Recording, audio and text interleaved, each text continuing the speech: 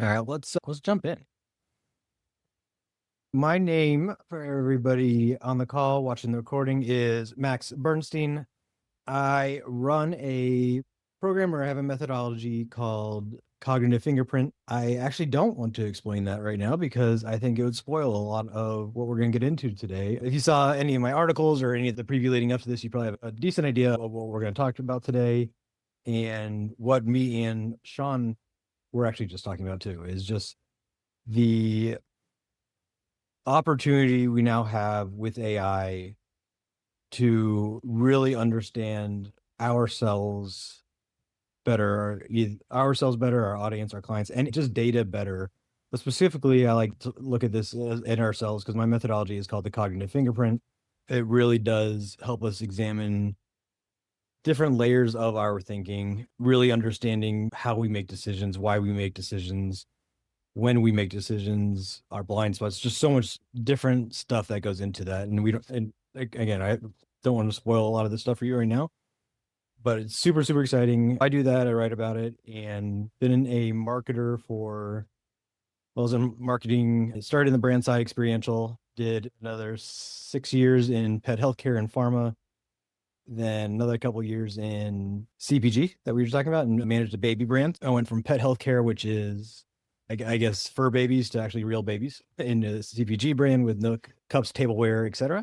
And I also do apologize if you heard me fur babies. I have 4 dogs, so if you hear them, I do apologize. But yeah, and then when during COVID, I started getting internet marketing a little more, got the bug.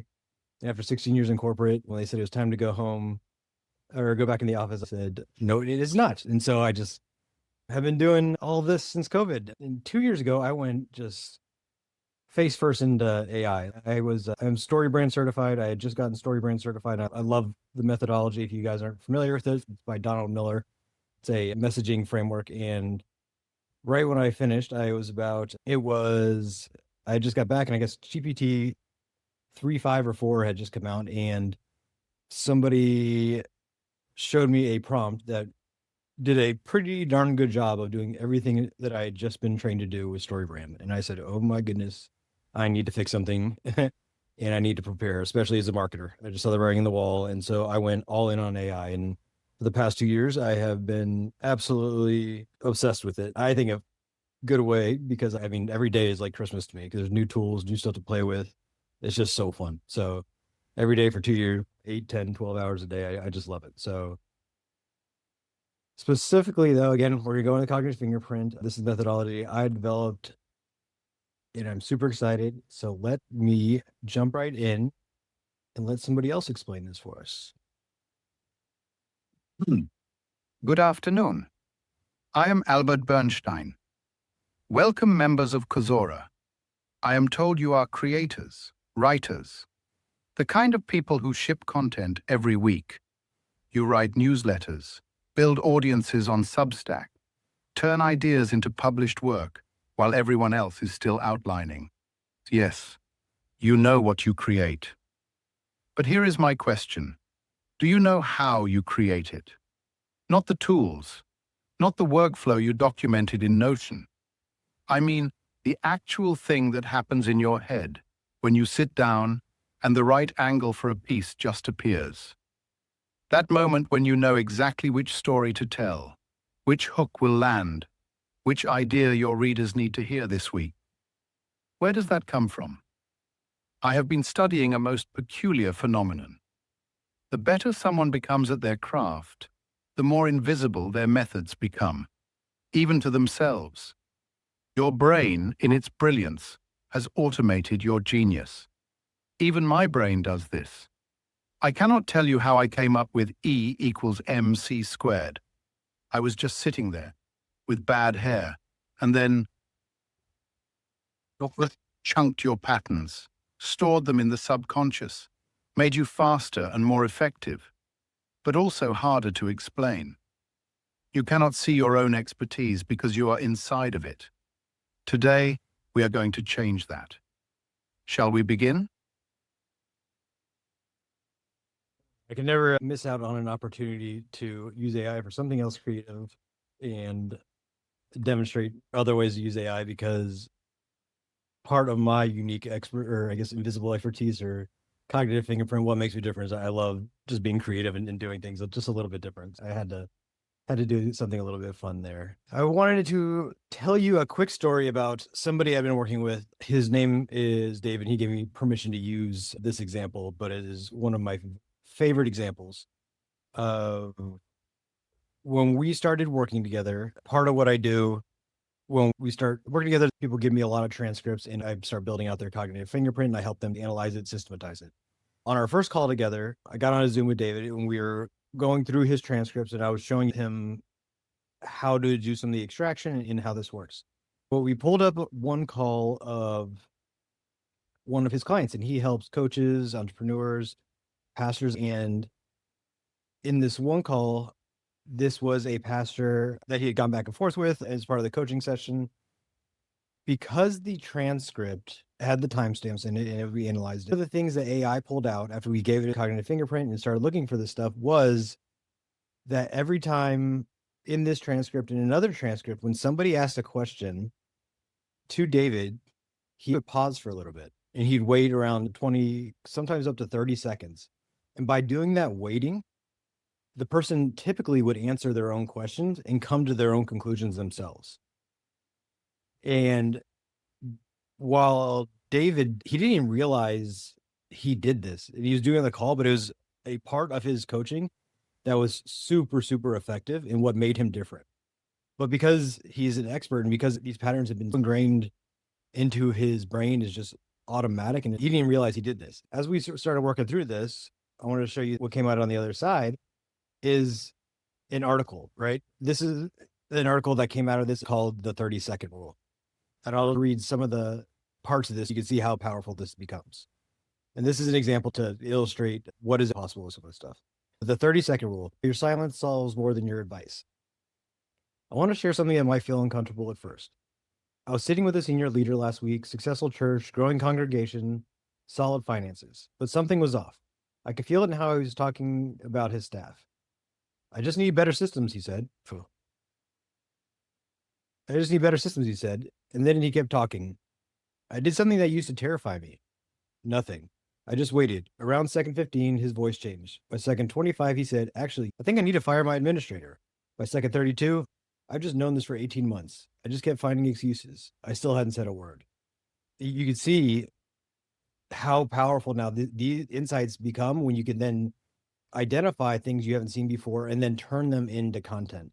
In the age of AI, when everybody out there, all the content you see out there is all starting to sound the exact same and look like everybody else. You need to have a way to figure out what makes you different, what you do, what is your expertise, and then how can you use that to show your clients, to show your audience, to show whoever it is how you're different, how you help people in this very unique way, and create content about it. You can even see it around here, the 3 phases of productive silence. Phase 1, the presentation, first 10 seconds. Phase 2, processing. Phase 3, this is now an actual framework and methodology. And while it's only one thing you talk about, this is now intellectual property that he could talk about as a coach, he could train on, etc. Super cool stuff. I just wanted to show you kind of what is possible to kind of set the stage for the rest of the stuff. Why Silence from his powerful leadership tool. Again, intellectual property, content, and methodology he could teach. And a methodology he could teach that is in all these things is very unique to him because it came directly from something that happened on a call with his client. Nobody's going to be able to copy that exact experience. He did it. And then as you saw through the article, when you're talking about the content, it's going to resonate a lot more, especially with your audience, because it came from somebody in his audience. He's able to, you could definitely anonymize it and all that stuff and make sure everybody's protected, but you're pulling in real quotes, real data, etc., real situational data. But that's why that's what's possible, and here's why it matters to you. There is a story I read about and I heard that I really liked. It was a panel of investors, and the audience was asking them a bunch of questions. They're doing the final thing at the end, asking them a bunch of questions. And a junior associate or investor looked at one of them that looked at the panel and said, when did you guys start feeling you knew what you were doing, when you felt comfortable with what you're doing? One partner who had 20 years at the firm, hundreds of clients, millions in revenue, answered without hesitation, one word, never. 20 years, he never felt like he knew what he was doing.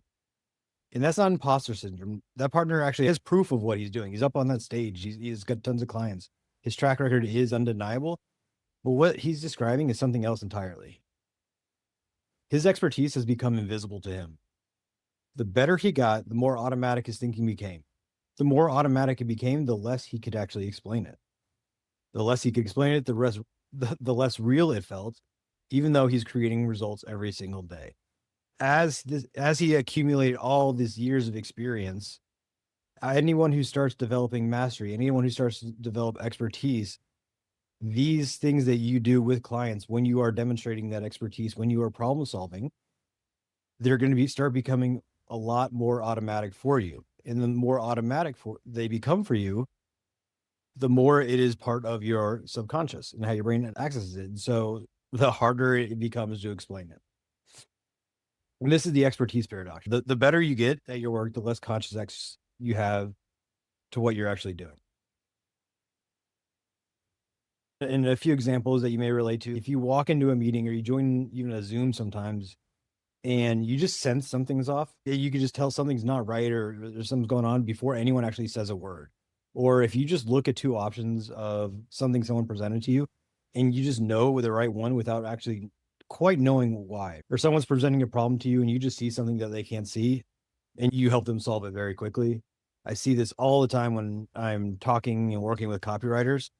They'll look at 10 headlines and just know the right one, or they'll do a quick rewrite of something somebody else has done, a quick intro, a quick hook or something.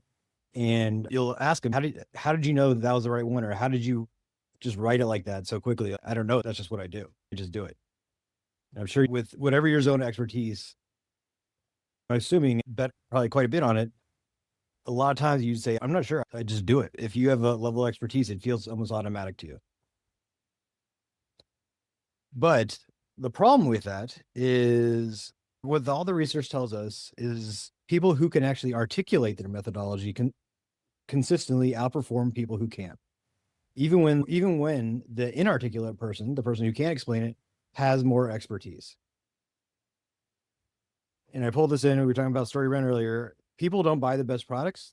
They buy the products they can understand the fastest. And I know I've experienced this a ton. Be curious if anybody else can relate, but just being out there and seeing other people online or in real life with so much less experience, so much less credibility, but they're out there just talking about and doing maybe a better job of articulating what they do, or maybe what they think they do, just a better way that their clients can understand, just crushing it or doing well. Or you just see, someone that has just started, but they're out there talking about what they do really well and just letting everybody know about it. And they're just killing it versus me. I know sometimes I see that 16, 18 years of marketing experience is sitting here. And because I can't explain what I do better to my audience, somebody with so much less experience is getting all the attention, getting all the business.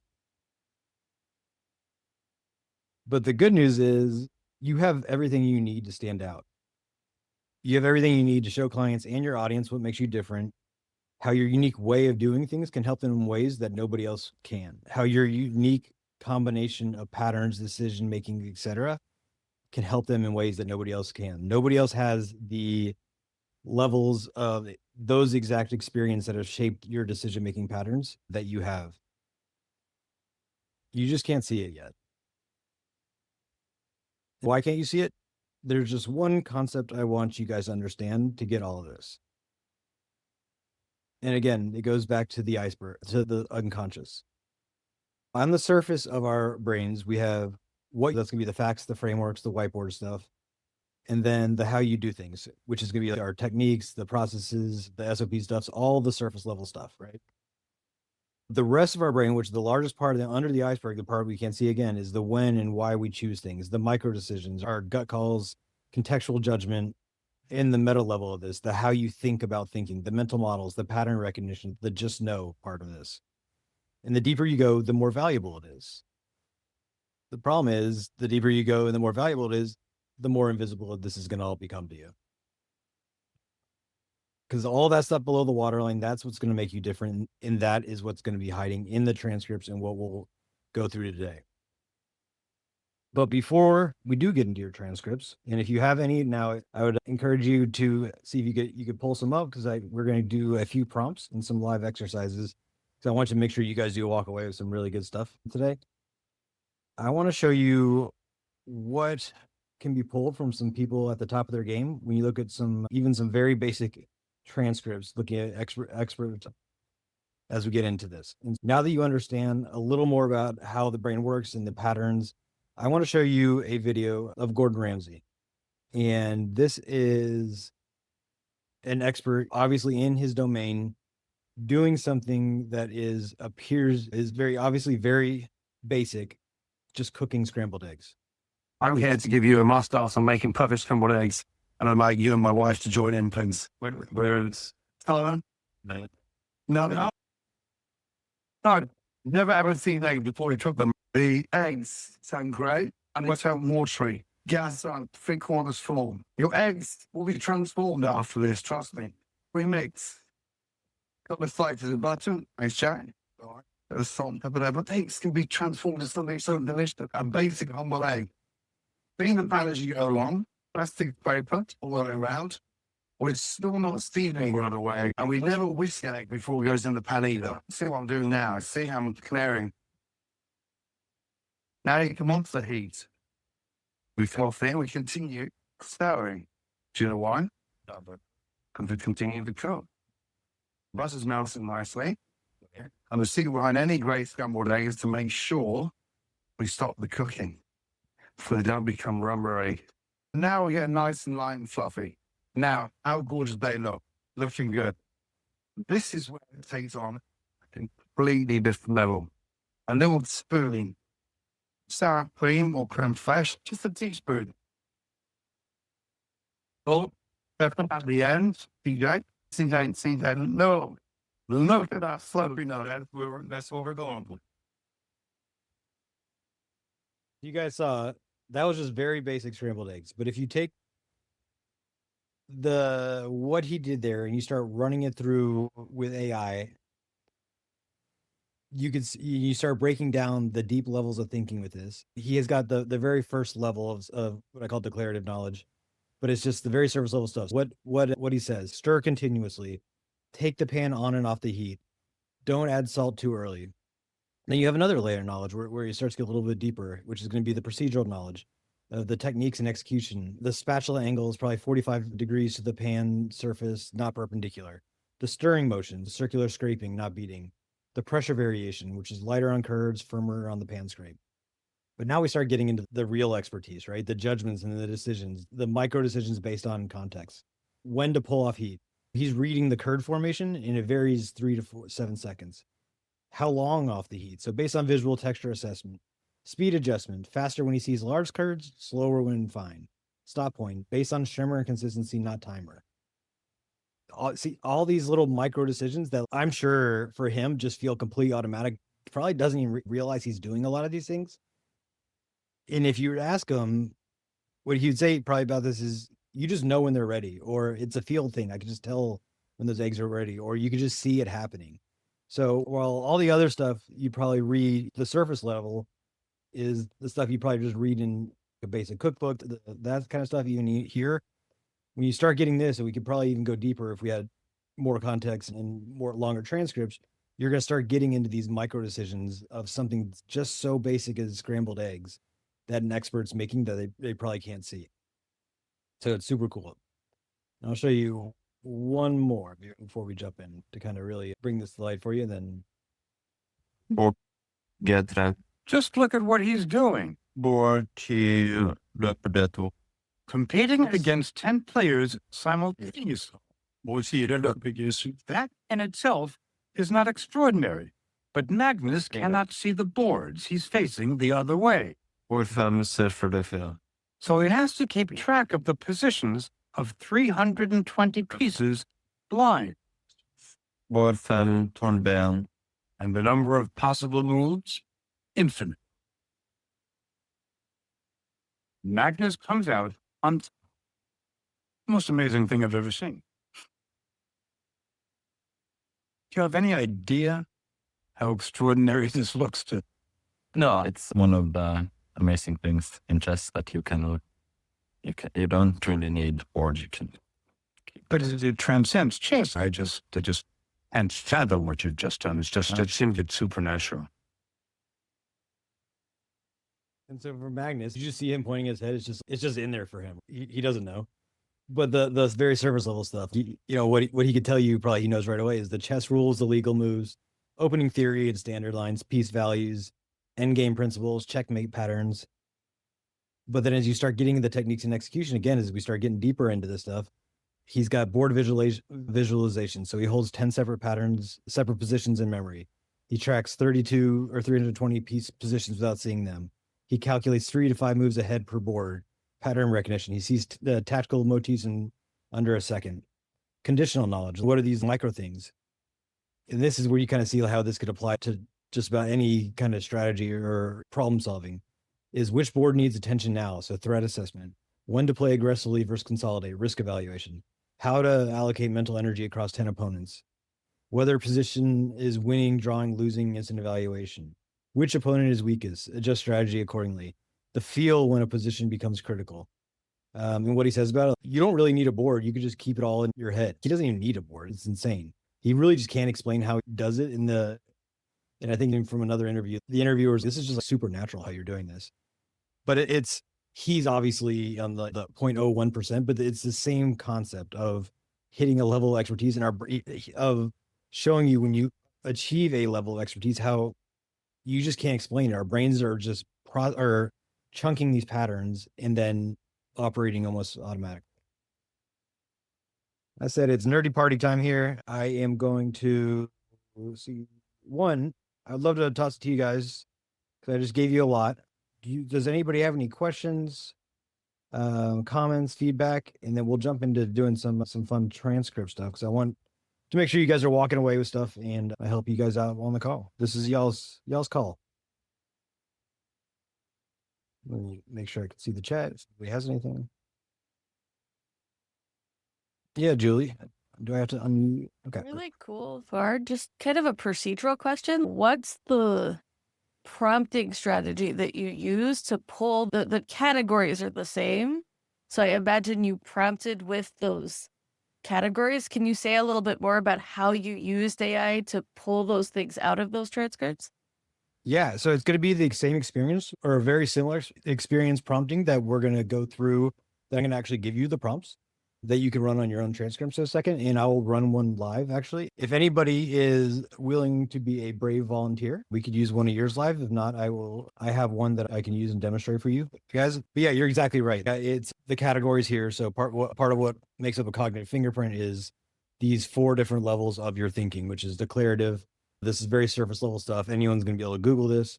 Procedural. Usually this is stuff that it's the step-by-step process, your SOPs, the stuff that could probably be copied once anyone sees this. The conditional, your judgment, it's your judgment that creates these results.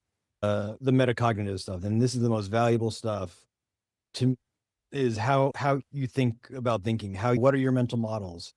The really deep layer of stuff. And this is the stuff that you really want to dig into, because when you identify this, especially across a body of work or 10, 12 plus transcripts, it's super, super valuable. In why transcripts are so powerful versus just trying to answer a questionnaire about, you see a lot of stuff out there and, answer these questions and I'll tell you what your mental model is. When you're doing that, you're consciously answering those questions. What's beautiful about the transcripts is it's actual real evidence, meaning this is when you are in your zone of genius. Typically, if you're using a client transcript, if it's one with your team, if it's a brainstorming session where you're not thinking, you're just operating, you're just in that automatic zone of problem solving.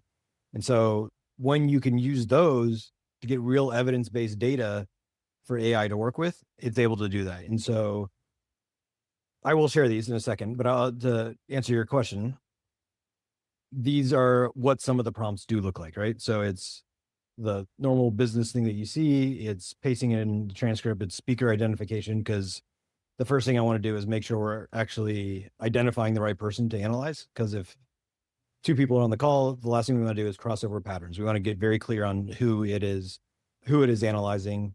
And then once you decide that, then it'll start going through this process. And I'll give you this so you can see it all. And this is just one of many that I use. And then same with this one of looking actually for different patterns. And we can get deeper into this because I'll show you after we run one what it looks like in a full setup when you have your the cognitive fingerprint and when we identify and build out this full knowledge file. Because when you use that, AI knows exactly what to look for in advance. And then you couple it with these prompts, it just becomes super, super powerful. But you'll see after we run one of these how powerful just even doing one of these is. Does that answer your question? Yeah, thank you. Looking forward to it.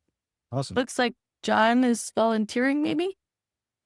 Yeah. And John, I'd be curious because I know you've had a lot of exposure to this stuff and have been on a lot of these calls. I'd love to know your just overall thoughts on this process. And I don't know if anything's changed for you or your opinions on it as you've seen more and more of it.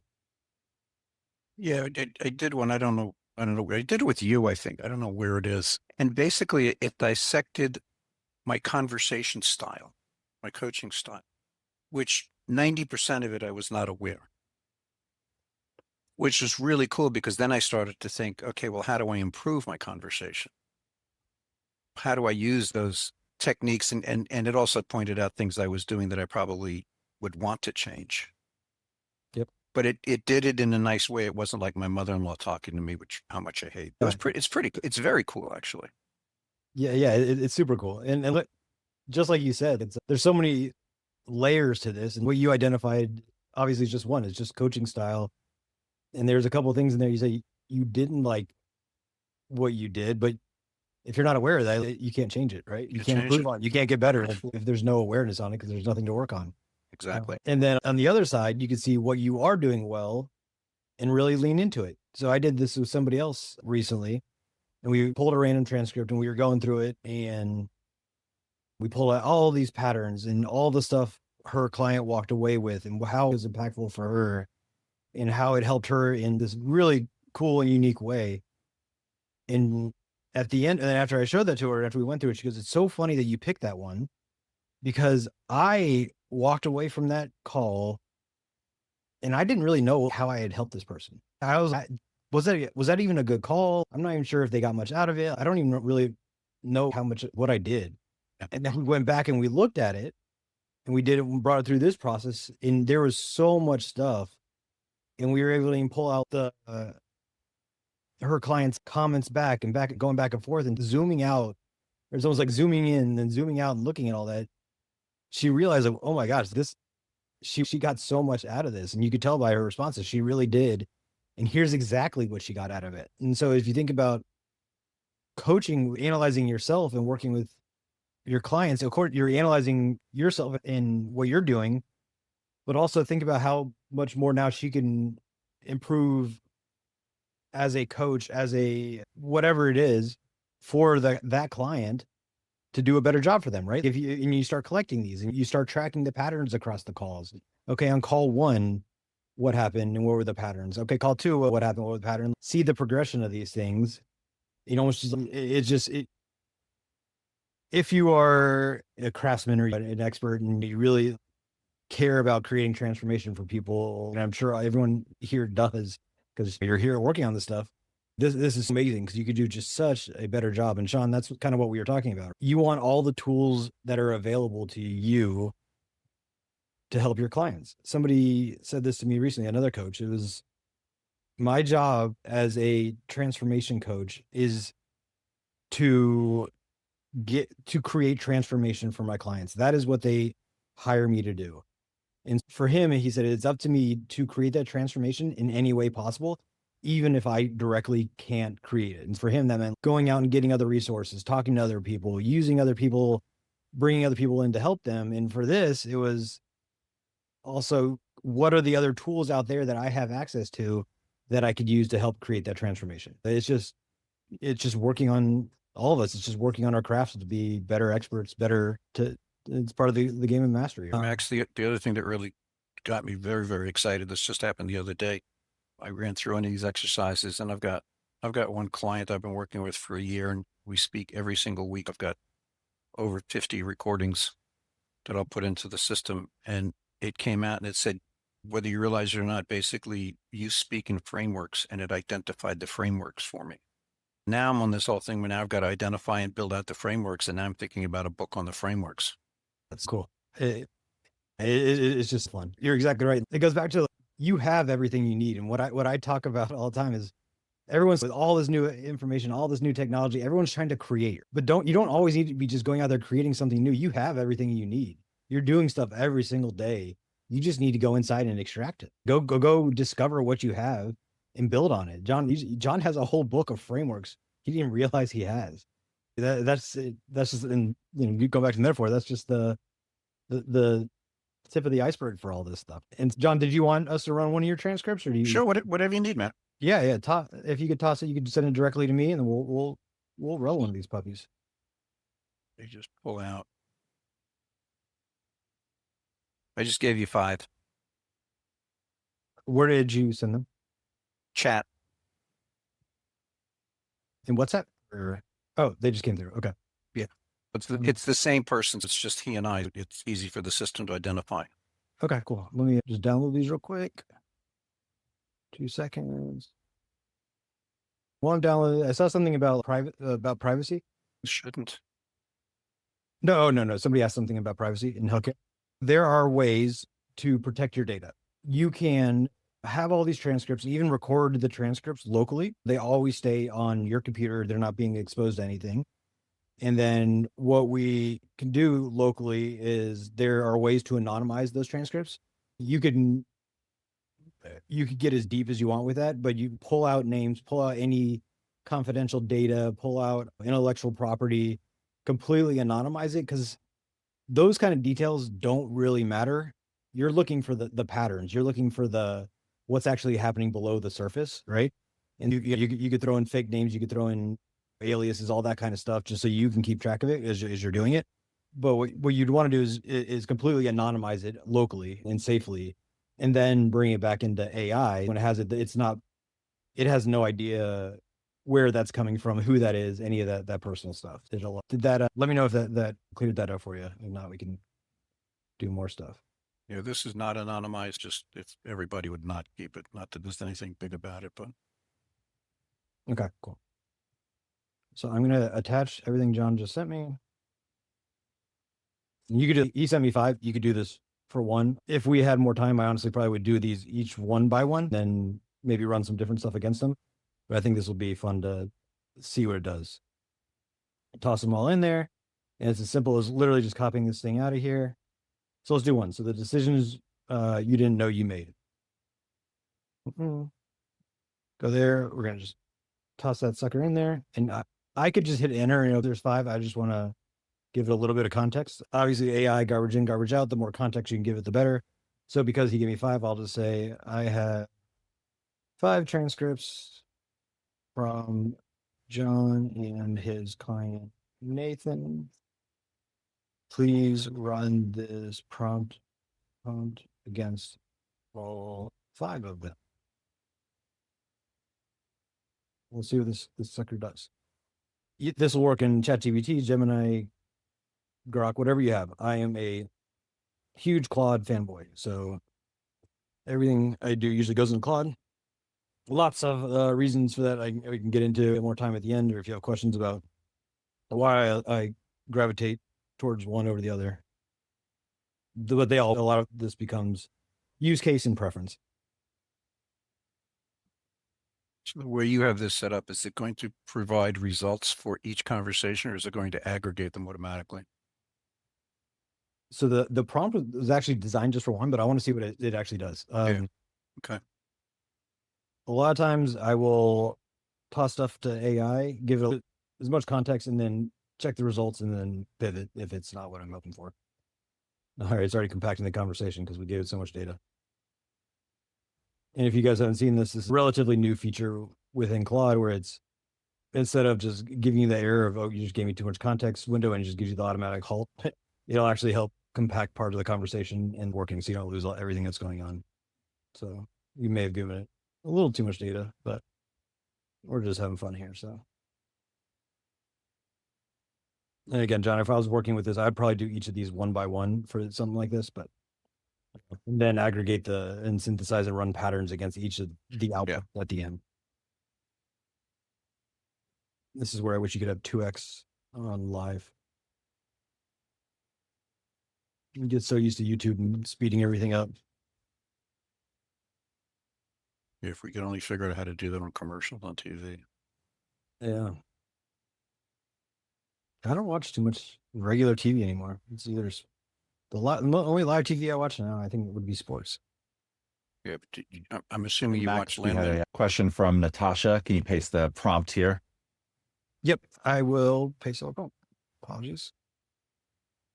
And right now we're doing prompt number 1. I was going to let you guys. Great. And while you're doing that, Max, let's see. Julia says, how might this process change if you were using it to analyze informational interviews? So I guess mentorship type interviews. I'm assuming that type of information would be different. Where the goal is less to pull out our own insight and more to learn about what others are doing. You just change who it's analyzing, right? You're no longer looking at your patterns. If it's informational, you're looking at theirs. And so you just want to customize it depending on the goal. So where the goal is less to pull out your own insight and more to learn about what others are doing. Yeah. So Julie, whenever I have a question where I'm a little bit unsure, I always say one of my favorite rules, when in doubt, ask AI. It's super smart. So what I would do for you, Julia, is I would actually say, I would do something like this. And I literally, let me just minimize my screen so I can show you as it's running. I would do something like this for you. I would say, Kozora, let's copy this prompt again. Just, this may not be perfect, but I want to just kind of show you how to think about AI and how to work with AI just in general, because this is applicable for everything. So if we were doing this, I would say below is a prompt to analyze patterns between a coach and a client. How would we change it? Change it where the goal is less pull your insights, your own insight, let's say the coach or primary speaker, because that could apply to anything, and learn more about what others are doing. And see, having this one prompt as a baseline, it'll tell you how we would change, how we maybe alter this. This is just one example of just one prompt. This may not be the right prompt for what you're doing. A few clarifying questions. I'll just say clients. I'm just going to just do just whatever. I'm just going to pick a couple things you can see. What's the end use case? Content competitive intelligence, finding patterns. I'm just pulling random stuff. I'm not sure that's the current one's essentially expertise extract. Okay. What's the specific situation? It's just needing more context, and then it's going to help us change it. But I would just think about that in any situation when I have the X situation, I need it for Y. How would that apply? Ask AI. Now, Julia, here's one that it's actually going to redo it. I don't know that this is perfect, but I'll see if I can toss this in the chat for you. No, too long. I'll just toss this at the bottom of this. You could have it to see as an example. Why is it goofy? I'll just do this so you have it, and I'll clean it up later. I just put this at the bottom of the Word doc for you. For yours specifically, I would probably go deeper into this. All right. Let's see what it came through for John. I've identified the speakers, John Lesser. Yes, we went, yeah. John. And Michael, while this is running, I know you've had, I'd say, more behind the scenes than just about anybody with this stuff. Any comments about what we're doing or just the process in general? Not at this point. I'll chime in a few minutes. I think Oh, you're doing great. I think we just overloaded this chat. Max, can you hear me? I can't. Hi, Natasha's there. Yeah, sure. Is there any way we can take the data and turn it into a LinkedIn post? Yeah. So that we'll show how we're thinking and maybe lessons. And the hope is that it will get us leads. So do you have a follow-up prompt that would turn it into content that we can use to generate leads? You could turn it into just about anything you want. Yes, this is giving me, we just gave it too much data. John, you over delivered on this. Let's just do one really quick. We're just going to use one of your conversations. We got a little too aggressive with how much we were. 5 transcripts was probably way too much. That's a rookie mistake on my part. Let's just do this. It'll go quicker. Did that make, let me run this. Natasha, I know I half answered that, but yeah, the answer is absolutely. You'll see once we have this, and I'll just do one live here without having your voice or John's voice, etc., of how you could start really creating this. I'm curious, do you already have a prompt or anything that you use to create LinkedIn content? Not officially. Not officially. Yeah, that's fine. For example, I usually take the transcript and I say, find behind the scene story that I can use as a LinkedIn content that will attract potential leads for my memoir ghostwriting. It would be the same type of process, and we can just do let's call it a fake one with John's here. But the biggest difference in this process is just the initial prompt of what you're looking for first. While you said, give me the behind the scenes, while AI may give you some cool stuff, that's still a pretty vague request, right? Versus if you give it a prompt like this of give me what are these unconscious patterns that are happening behind the scenes? What are all the things that I can't see in a level of detail like this? You're going to get much richer data to work with to then go create that content. And it could start pulling out frameworks, massage a little bit, but you'll start getting different data sets or outputs to then massage develop into the LinkedIn content. But absolutely, once you have this stuff, I'll just freestyle some of this stuff. Everything you could do. Decision point 1. I assume you're okay with me reading some of this out loud. It's from the transcript. Yeah, go for it. Okay. Nathan shares his knee surgery, infected crown, and dying grandfather. John responds with his wife's cancer treatment, then his friend's diagnosis, then a vice principal who just dropped over at 54, then says, this will happen. We just got to keep the spaces in between bed shift from happening to be really good. Path chosen. He matched vulnerability with vulnerability, then immediately reframed the inability as a backdrop rather than a conversation stopper. Path not taken. A typical coach would A, express sympathy and ask Nathan if you want to reschedule. B, acknowledge briefly and pivot to let's get to work treating the personal as separate from professional. Why this matters. This establishes that the coaching relation operates at a life level, not a task level. It gives Nathan permission to bring his whole self while simultaneously modeling the suffering doesn't pause forward motion. That's super, super cool. And that's obviously super unique to John. The invisible rule, suffering is universal infrastructure, not exceptional interruption. Acknowledge it fully, then build on top of that. Natasha, what you're talking about, a completely different context and situation.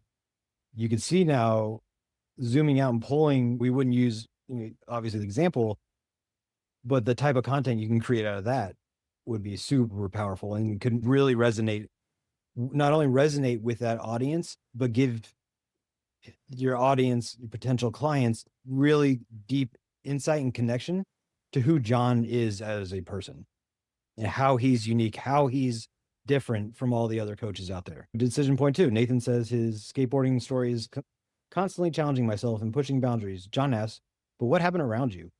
Nathan responds about making videos, getting sponsors, but John kept drilling. Were you getting recognition? Were you getting people coming up to you and say, wow, I wish I could do that better? Nathan rejected self-assessment, a completely different meaning from the same story. A typical coach would have accepted Nathan's constantly challenging myself, framing him and help him articulate it more clearly. So taking just what Nathan said on the surface and just helping him run with that. But what John did is he uncovered the real story. It really wasn't, whatever Nathan was talking about wasn't about a personal challenge. It was about enabling others to see new possibilities. This became, I haven't read this transcript, but I guess this became the foundation for Nathan's entire sales positioning, helping people see the world differently. So John, thank you for this, because this is an incredible example, right? Like John, because, John's coaching style actually help, by him going deeper than what maybe most coaches out there would do, and just hearing what the person said, taking that and expanding it. John has a different style of coaching where he sees that and he goes deeper, right? He recognized a pattern with something Nathan said and said that's not the whole story here. And because John has done this for years and years and years, I am assuming he's able to recognize that immediately, probably unconsciously, right? He probably just had a feeling, nah, that's not the whole story here, Nathan. Keep going. And because because John made that quick pivot, that quick split second decision, Nathan's entire sales positioning changed. Again, Sean, going back to how can we help our clients? Can you imagine doing all that with all your clients? He's already doing this, but you already are doing that with all your clients. Now you could talk about it. John has this invisible rule that the client's first interpretation of their story is almost never the useful one. Keep digging until you find the final version that connects to other people's transformation, not just their own. And it sounds like this is what a micro version of what John was talking about a few minutes ago, of these frameworks under the surface he didn't realize. This is something John can now expand on to dig deeper into himself, and I'm sure he will, since this is obviously a pattern of his, is really going deep into this, building this rule or framework out there in talking about it, telling people this is what I do different, this is how I work, this is how it's effective, this changes people's entire sales positioning. Nathan was going down the complete wrong road. I had a client that was headed in the wrong path, a very surface level path that wasn't doing him justice to what he could really do. But because of my style, because of my how I coach, and my years of pattern recognition, I take that a step deeper for people. I help them really dig deep and figure out what makes them even different. So it's almost at a meta level, and it goes again, all these different decision points. And you can see this is all just from one transcript, right? John's doing all these different things that are different than probably a typical coach. And then it's going to give him his decision DNA. John operates from a fundamental belief that presenting problem is never the real problem, and the client's interpretation of themselves is never a useful one. His coaching consistently bypasses what people say they need, scripts, techniques, confidence, to excavate what's actually blocking them, identifying meaning and permission. He treats his own vulnerability and audacious stories not as self-disclosure, but as teaching instruments, demonstrating possibility rather than explaining concepts. The matter of pattern transformation happens when you help people discover they've been solving the wrong pattern, a wrong problem all day long. And super cool and powerful. Yeah, that's amazing. And Julia asked, John, does that ring true? When it surfaced, do you in fact believe the client's version of the story is rarely the useful one? I'm just curious from your perspective, John, taking a step back, what's your feeling about what you're getting back? Was it helping you see what you're doing a different way? What's resonating, what's not resonating with it? If you remember the TV show House, famous saying he said was, patients always lie. People will tell you what they think you want to hear first, then they'll tell you the tactical of what they're thinking. Then they'll tell you what they think you want to hear to get you off your back again. And on the fifth iteration, they'll tell you the truth. I've never had to go past 5. They don't know what they're feeling and thinking. That's the problem. We're not taught in school how to express our true feelings. Our So job you as feel coaches, seen by seeing this transcript. How does it, having it reflected back at you without knowing any of this about you, just looking at the calls, do you feel like this is one of your key things? And yeah, this is the key to everything I'm talking about and coaching on right now. Is we're running around solving the wrong problem. We just are. This is what Faith was talking about the other day. We're solving conscious problems as opposed to trying to figure out how to resolve unconscious problems or subconscious problems. So cool. Yeah, and who asked? Was that Julia who asked that? yeah, Yeah, Julia. Does that was that helpful at answering the question or getting clarification for you? Cool. So let's go back to Natasha. Okay, so what do you do with this, right? So you have these, obviously this can split in a million different directions.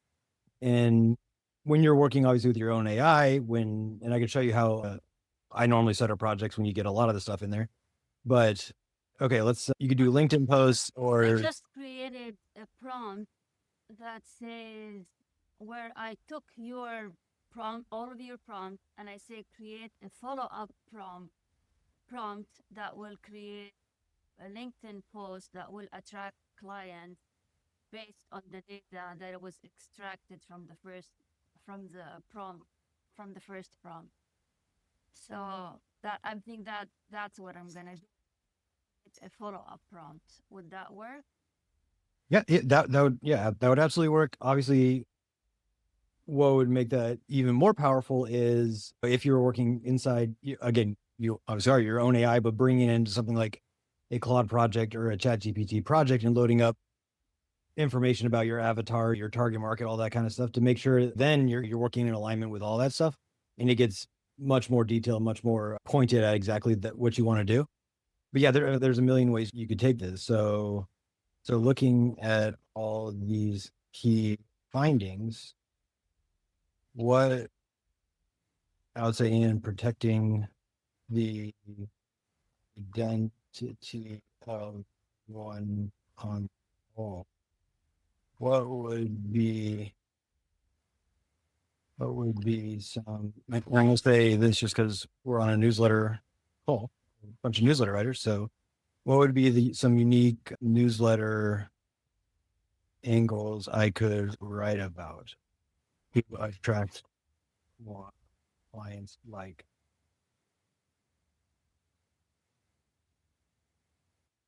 Or Natasha, what I would say too is part of that. I would almost take it. I would almost take it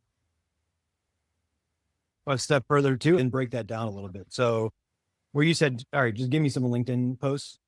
I would say, okay, first identify what are the key principles of what I just did in here in this extraction that I would want to use in other places to create content. So let's break it down first. Instead of just saying, giving AI a broad concept, okay, now go create LinkedIn posts out of that. It'll do it. It'll probably do a good job. I think to really narrow in and do a better job and be able to use it in even more places, I would first, okay, we just did this. Tell AI, okay, my goal is eventually let it know your goal. My goal is eventually create content out of this, whether it's newsletters, LinkedIn posts, etc. What can I use and what can we identify in here that'd be really valuable as a core base to then create all that? Some version of that of, okay, let's take a step back. We just did this. Here's my goal. Now, first, what are all the initial things we could pull out of this to use? Let's get our building blocks and then start expanding. So you could do it a couple different ways. What you just said will work, right? But if you wanted to really take a step up, it'll get better. So mine, what's this for? Well, this is for a part of my system instructions, Claude. Actually, I make sure it always asks me clarifying questions if it's not sure, because now all the LLMs have memory. I don't want AI to ever assume anything about what I'm doing, meaning I'm doing this and I'm work with a lot of different clients. If I'm doing this for a client, I don't want it, and that's why I usually take stuff into a project to make sure it is separate, but I don't want it to ever assume and go down the wrong path. I don't want it to assume this is for my stuff. I want it to ask me questions. So if you don't have AI asking you questions about what it's not sure about, it's just going to take your response and run and just predict what it thinks is the best possibility. So if I didn't have that in custom instructions, and you could just add this to your prompts too, just a simple one-liner of, if you're unsure about anything, ask me questions in advance. That's one of the top things I recommend you do always, because again, otherwise you're just asking AI to predict, assume what you think you meant, and it's just going to guess and then just run in that direction. And you could spend an hour or get an output that you think is okay, but realize that was completely wrong. It gets the wrong thing. So by just taking this one, an extra minute and a half to make sure it's going the right direction, you clarify, you're going to get so much better results. So who's the Nathan profile? I'm reading him. So I would say one, this is for my buddy, John, that was on the call. Two, yes, that's the avatar. So you can see already how this would be, instead of it just guessing that this would be the avatar, or maybe pulling in one of my avatar because it knows so much about me. We're going to make sure that this is right. What's the typical CTA? What's the drive to? So it's already trying to drive towards cognitive fingerprint because it's my stuff, but it may drive towards one of your other programs when that's actually not your goal. This is to help create authority and awareness for John. And pardon the typos. No, don't explore any past conflicts. Just use this in your big old brain. Just have some fun with it. All right. Yeah. And as that's going through, I'm curious, as people are watching Max go through this process, what's the biggest insight on something that you could really apply from what you're learning? Just type that in the chat. Just want to see what people are taking away. We'll see what people are taking away. Then we'll get into the juice, the meat. As here I said, we're getting into the meat. This is the fun stuff. You got to show you a little bit of why and the what, and then we get to the meat. And Don says, really inspired by the power of a good prompt system. Can you share more about that, Don, if you're in a place where you feel comfortable unmuting and or sharing your video? I'm going to invite each person to, if you're on the call, pretend we're all talking one-on-one. Go ahead and respond here. It'd be awkward if you didn't. I'm going to make sure it's all really tuned to what you guys want. Yeah, this is exactly what Michael just said. This is y'all's call. So I am here to help you and give you guys what you need. Let me know. All right, we'll jump in this way you guys are thinking. And John, when I go over these, let me know. I already think, again, this is just a couple of prompts with one transcript, knowing AI knowing really nothing about John. You can imagine how much better this will eventually get. Just these unique angles. Your best story isn't the one you think it is. Most experts describe their journey, the hook. Most experts describe their journey as, I kept pushing myself to get better. That's the wrong story. The right story is what happened around them when they got better. The recognition, the people who said, I wish I could do that. The community that formed. One version is about you. The other version makes the prospects see themselves in your transformation. Why this works with the avatar, technical people over-index on personal mastery narratives. This reframes their story as a client attraction asset that they've been misusing. Would you, I would assume you'd agree with that, John, based off of what you said, but does that resonate with you? Yeah, that's very accurate. The 20-second window you keep missing. The hook, sales conversations don't fail at the close. They fail in the 20-second window somewhere around minute 4 or 5. Those level of details that came straight from the transcript are just, Michael, you could probably speak this better than anybody just because your level of expertise in writing. But when you're able to pull, as small as this might seem, this little detail that came from your real experience is actually, it brings the person into that situation, right? It conceptualizes it, makes it tangible in their mind before you go and explain it. And this came from a real situation, and you didn't have to do all the work of thinking about, okay, how do I contextualize this? How do I make this tangible? This is all art. It's already there for you guys. You just got to pull it out. The moment when you could have asked, why does that matter to you? But instead of starting explaining how your thing works, once you go technical, you've lost the emotional thread and you can't get it back. Why that matters for this avatar, technical experts feel safest in technical conversations. Naming the exact moment they retreat to safety and showing it's measurable in transcripts makes the pattern undeniable. Now what does it do? It gave us 7 of these, right? And you can keep going, but you don't have a selling problem. You have a table problem. That's funny. The reason you freeze when it's time to ask about their budget, the real challenges, the business goals, is not because you lack scripts. It's because somewhere deep down, you don't believe you belong in the conversation.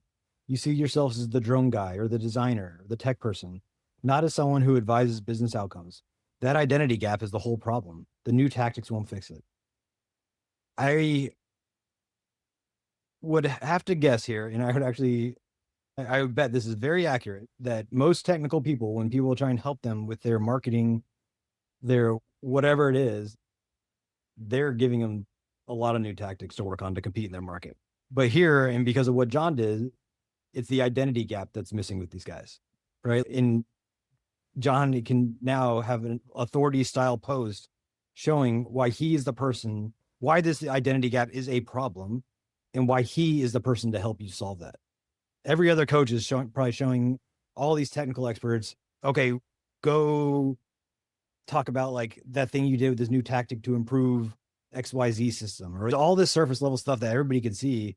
John's saying, no, don't do that. We got to fix this right now. This is the important stuff. This is what's going to make you different. And now he's got a real scenario that he can talk about, show that, and again, build authority around this and build his own personal brand to show his potential clients and current clients how he is the one to help them do that. Why this works, the naming thing, this names the thing they feel but never articulated. It always positions John as someone who sees the real obstacle, not just presenting a symptom. Why I need more revenue is never the answer. The setup is the sale, closing is just paperwork. What happens when you tell a prospect they can't afford you? Why I fired a prospect in under 10 minutes and why you should too. That's an interesting one, but I'm sure. Okay, so let's run with this, right? So go ahead. I got it. Yeah, no, I was just saying, Sean had a nice comment here. He said, one of my takeaways I'm going to apply is the power of having an opinion with evidence to reinforce to the prospect that I'm listening to them. It gives me more confidence as I build out my processes and systems.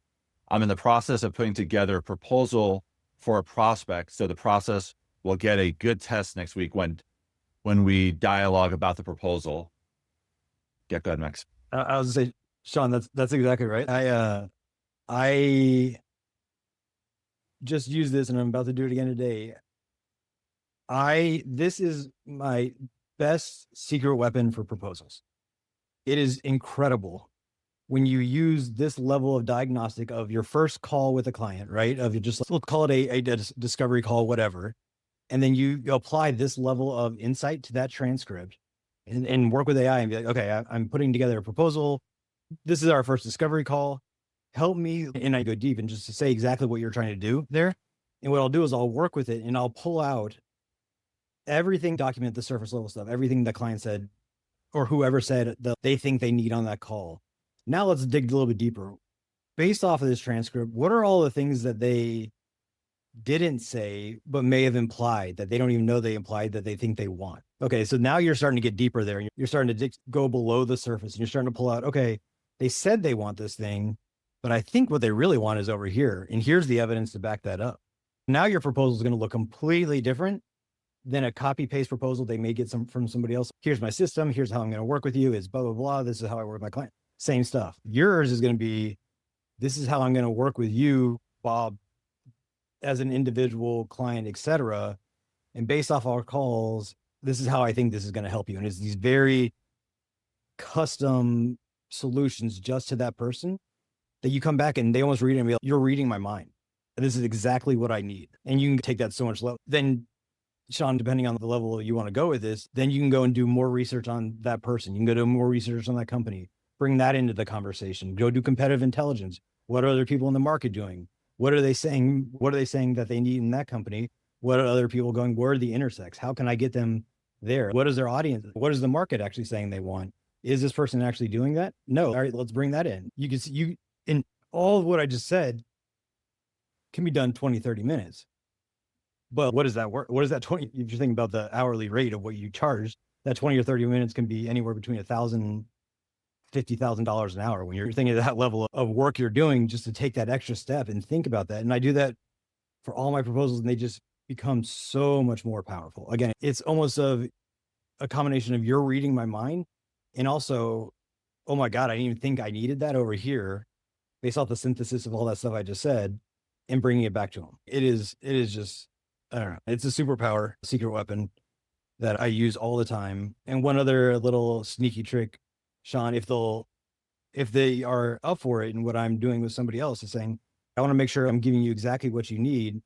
Would you be open to, if I sent you a prompt, would you be open to running it and then sending me the output? On the background, what I do is I take that transcript and I tell AI exactly what I'm doing. Hey, I'm putting together this proposal.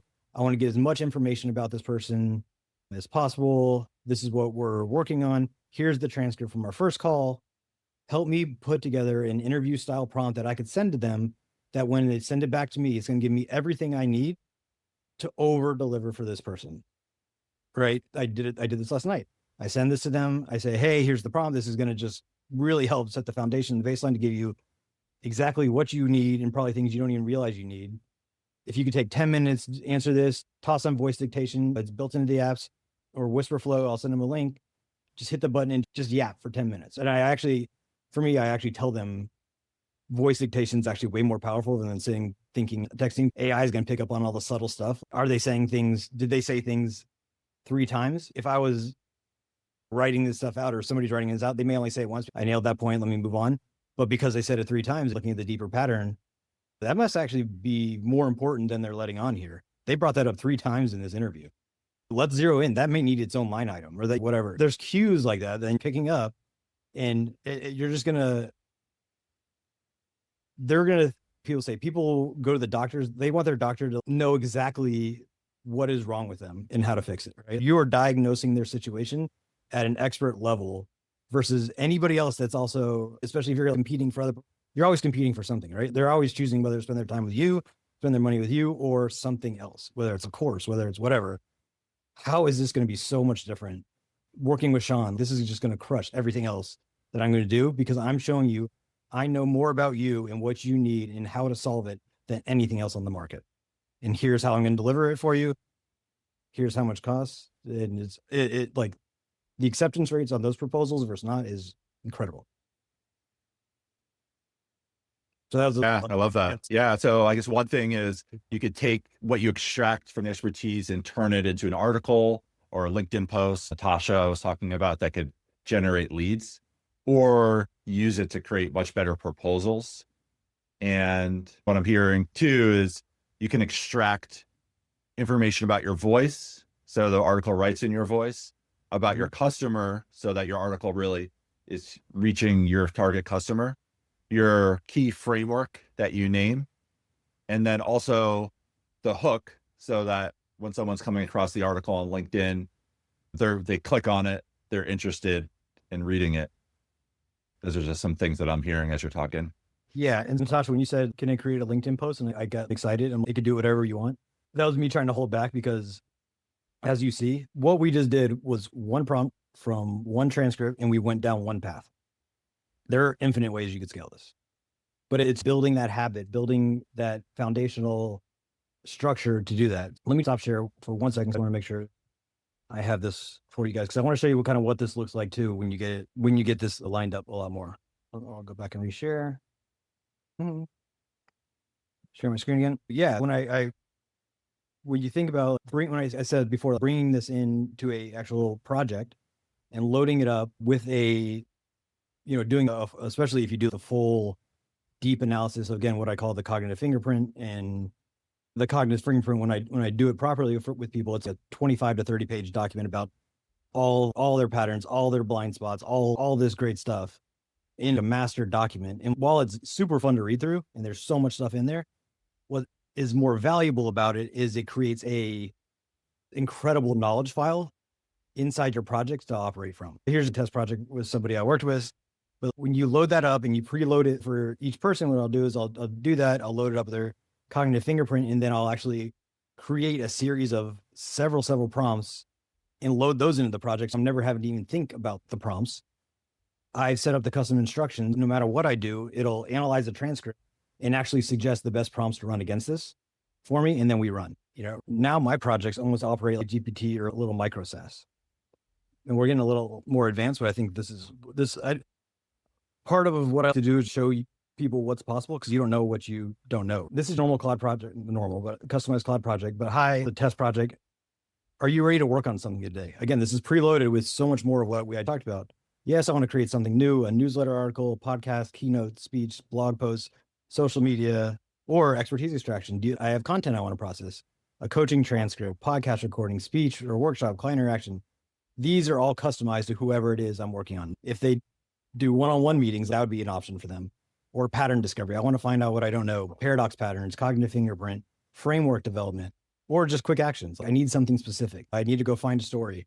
And part of what in this individual test project, I have an entire story bank where I just went through and just extracted all the stories from all the content.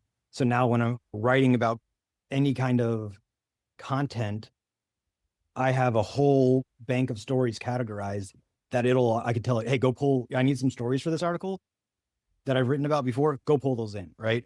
And so now you're just systematizing this process. Generate hooks, checking my voice, creating an outline, just type in number 1 of what you're working on and we'll get to work, right? And let's see if I have something. I can show you how fun this works when you have it. Hopefully I have something quick. You can see I'm super duper organized in my downloads folder. If I can't find this quick, I'll just throw something in. That's what mine looks like too. Gosh, this will be a nice end of year cleanup for me. I know it's somewhere close, and I think it'll be worth it if I can find it. If not, I will just put in what we have here. Max, Actually, where do those prompts live that you just showed? Are they in project? They're in my knowledge files. Yep. They're in your knowledge files. and then where do the stories live? You mentioned you have a story bank. Is that part of the project as well, or? It's all in the knowledge files. And when I'll show you guys my setup, but let me just see 1 second. And we may go over it. I'm fine sticking on a little longer if you guys are into this, because I think this is super cool stuff. Okay, we'll just use one of John's then, just so I could just show you guys. This is obviously gonna be a little wonky because it's not matched up properly. But all I didn't even tell it. I could have said any of these, and it'll, because the custom instructions are written away, it'll call on a certain knowledge file to get to work on. But what it's doing here is it knows when I just give it a transcript, it will look at, I see you've uploaded a coaching transcript. It knows, look for it. Let me follow the proper extraction workflow first and check my signal prompts to recommend the right extraction protocol for this type of content. If this was a speech, a keynote, a podcast, it would have said that and gone and looked for different prompts from me. If I found your extraction, before I recommend the right approach, let me view the full transcript to assess the content type and depth.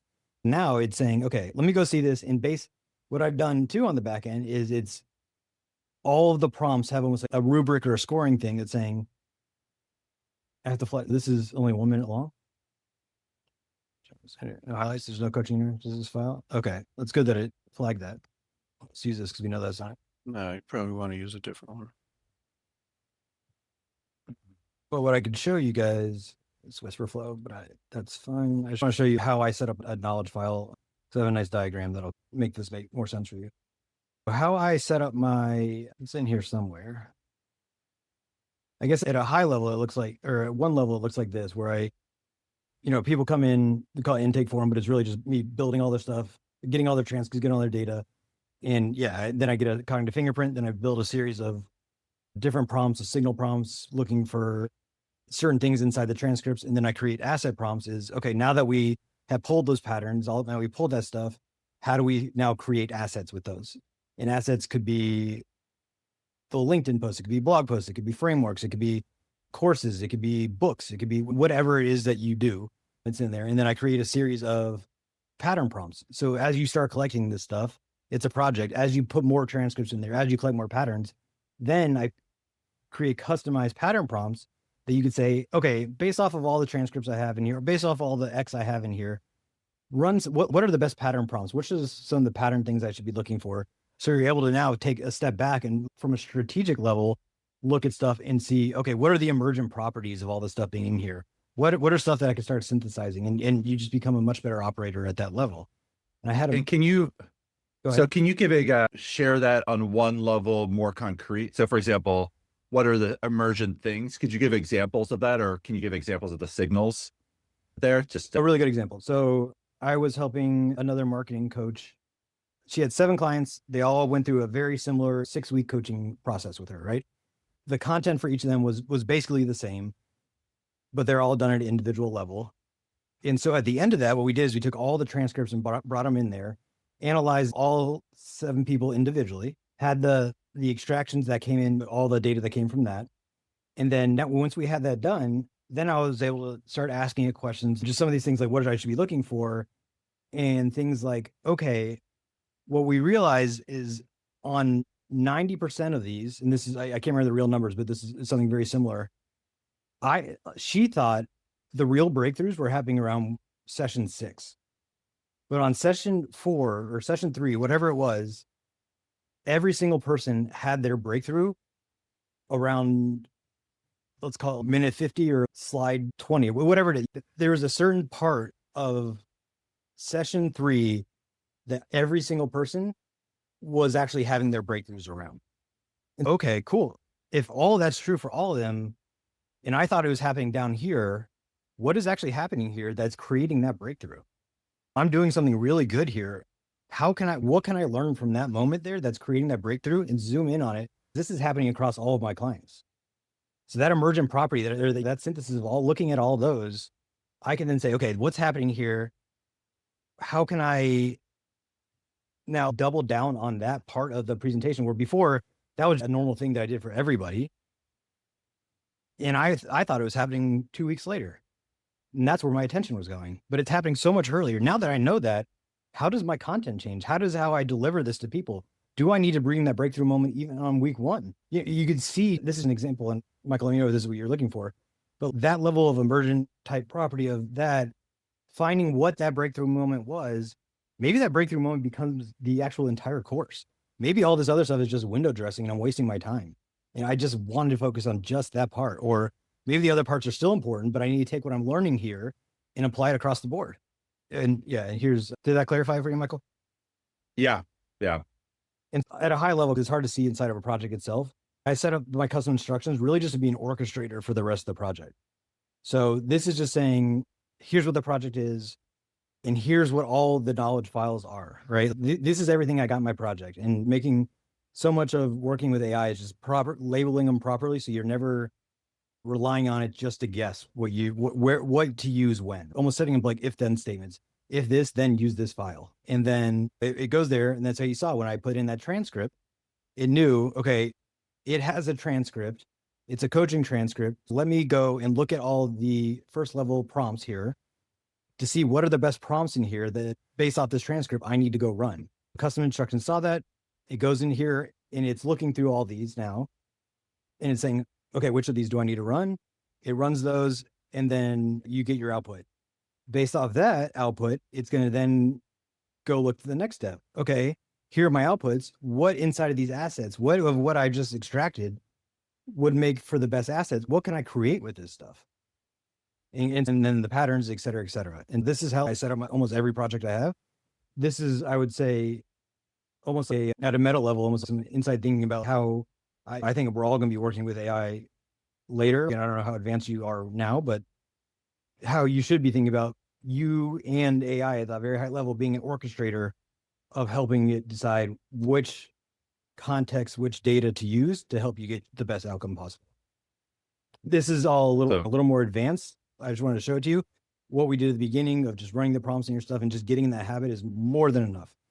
But I just to show people what is possible, it'll expand your mind onto just thinking bigger about some of this stuff with it, because it is just powerful. To take a step back as we come to a wrap here, one way I'm contextualizing what you're saying is that as we develop skills, the first skill is just people prompting AI or having conversations with it. Maybe the next level of it prompting is, I'm using this prompt over and over. Let me put that in a project or a skill. I can easily use that over and over. And what I hear from what you're saying here is there's a higher level type of project that contains multiple prompts inside of it and multiple types of knowledge files that you're using here. And then it goes to, does all the things you say it does.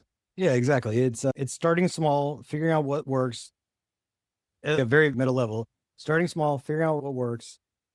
When it works, figuring out a way to templatize it. How can something works, how can we make this now a repeatable process?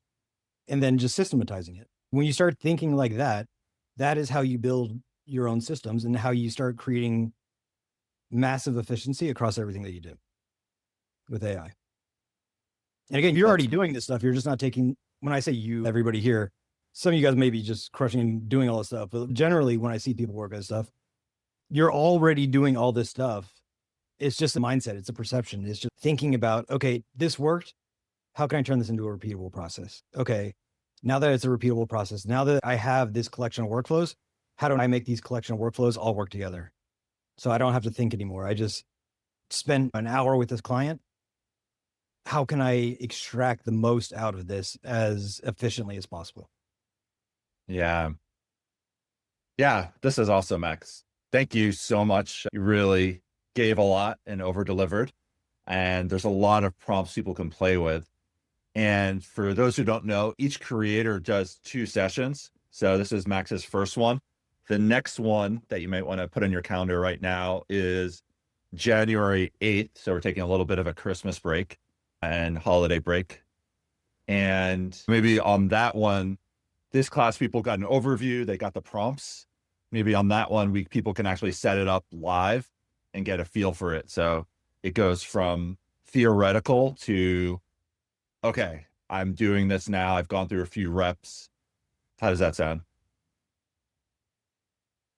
For me, yeah, I'm good for whatever you guys think you need. Yeah, I can come with a few more prompts for you or just answer questions about your specific situation for sure. Yeah, So as much as I could do for the one-to-many crowd for sure. awesome. And you have, really appreciate you speaking, Max. And you have a great website with, you share weekly prompts and the cognitivefingerprint.ai. Could you reshare those for people who want to engage with you, learn more about what you do, read Yeah, your so content? here is the current website, video coming soon. So I want to actually do some live extraction on the website. But yeah, there's more information about it if you're curious. But also for more prompts to play with, I add more prompts up here. You can go into any of these. There's a lot of really fun ones on here for you to go and play with. The framework naming, click into any of these, you can copy and paste them out of here. Copy, open in Claude. For anybody on that subscribed to my newsletter and the paid, I have a ton more. Some of these come from inside the newsletter itself. A lot of them are ones that I use all the time. So I'll bring in actually a deeper workflow packs that all my subscribers get, and I add to these weekly. So much cool stuff in here. And yeah, and then I'll put that. And then obviously, if you're not familiar, I'm sure you've been beaten over the head with this, but yeah, this is where I write about all this stuff. And I try and do it in a fun way. As you can see me as goofy Sherlock Holmes. Yeah, that's awesome. Yeah, I'm going to say I've personally known Max for 4 years now. We've collaborated on a lot of different projects. We talk a few times a day, and number one is one of maybe the fastest person I know right now. It's every day, full-time learning about AI and what's possible when you really go all in, iterate, and then I can really see Max's productivity growing. And so that's inspiring for me to double down, and that extra hour a day, 2 hours a day makes a huge difference. And also that Max is a real giver and over deliver. So, and every time we've worked with someone else, or people have always loved collaborating or working with him because it's over delivering. I feel like you've done that today, Max. So thank you.